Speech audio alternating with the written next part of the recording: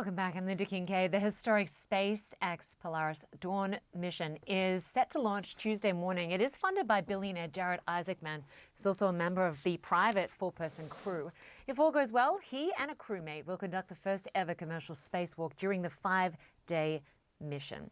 The vehicle that will reach an orbit that extends up to 870 miles, that's about 1,400 kilometers from Earth, and that is the furthest any astronaut has been since the Apollo program. Well, former NASA astronaut Garrett Reisman is here. He's also the former director of space operations at SpaceX. Good to see you. Hi, Linda. Great to be with you.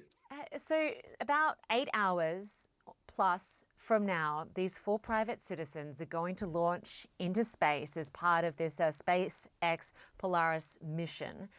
And they are trying to break new records. Just explain how both exciting and potentially daunting this could be. Yeah, Linda, this is pretty risky.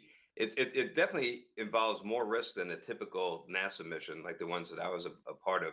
They're going really high, as you pointed out, about 1,400 kilometers, higher than anybody has been, except for the Apollo astronauts that flew to the moon.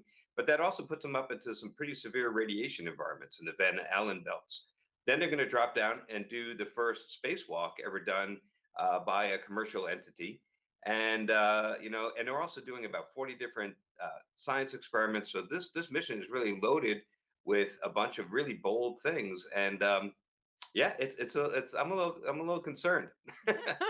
Me too. I mean, you're a consultant for SpaceX. These crew members are also going to be wearing spacesuits that have never been tested in space, as I understand it. I mean, how big a risk is that? It is pretty risky. I'm not so worried about the suits. They've been very thoroughly tested on the ground. We put them in vacuum chambers that simulate the lack of pressure, the lack of air, and they perform quite well. But we've never tried to go through the whole thing end to end in space in zero gravity. And it's about a 2-hour timeline. And there's going to be some time pressure. The clock is running as soon as they let the air out of the cabin. Then they only have so much air inside their oxygen tanks. And so they have to get this done in an expeditious manner. And if things start going wrong, they could have some pretty challenging operational environments. Now, I'm very confident in the SpaceX team. The ops team at SpaceX is really top notch, and I think that they'll carry themselves with great aplomb through this whole thing.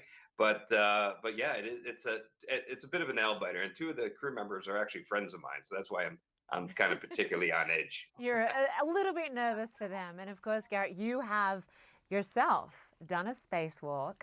Just explain what that was like. What will the experience be like for these 4 crew members? Linda, it's amazing. There's got to be.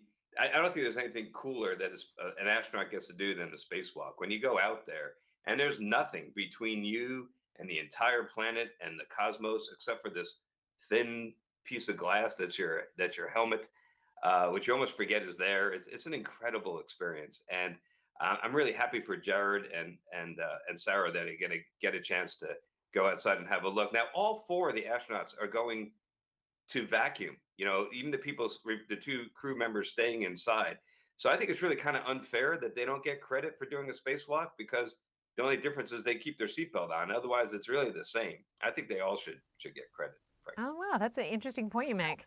There is another space story I have to ask you about, Garrett. The Boeing's first Starliner crew test flight. Of course, we now know that the astronauts, Butch Wilmore and Sonny Williams, won't be coming back to Earth anytime soon, but their craft is going to return unmanned.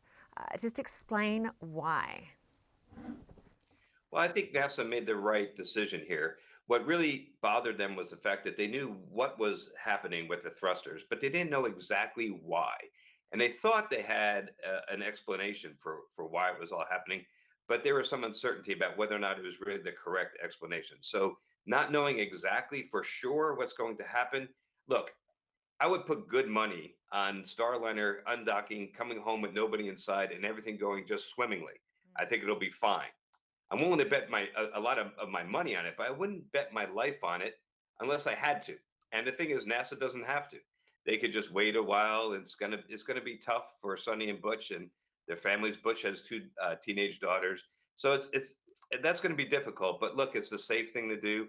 And I think NASA made the right call. Yeah, always safety first, right? And they have trained for it. They are prepared for it. Always great to have you on, Garrett Reisman. Good to have you on the program. Thanks so much. My pleasure. Anytime.